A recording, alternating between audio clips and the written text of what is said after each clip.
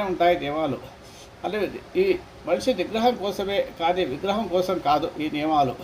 కాబట్టి నియమాలను ఎంత విధిగా పాటిస్తే అంత మంచిదని గుర్తించాలి. నియమనిష్టలు ఖచ్చితంగా పాటించే ఉద్దేశం ఉంటేనే శ్రీచక్రం ఇంట్లో పెట్టుకోవాలి. ఒక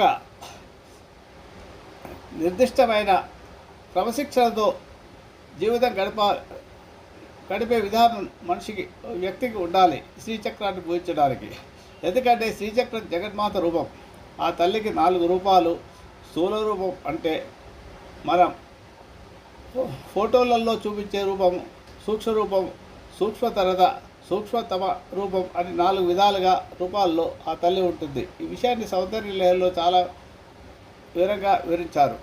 శ్రీచక్రంలో అమ్మవారు పరివార దేవతలతో సూక్ష్మ రూపంలో ఉంటుంది. అమ్మవారు సూక్ష్మ రూపంలో ఉండేది యంత్రంలోనే కాబట్టి స్థూల రూపం కన్నా సూక్ష్మ రూపానికి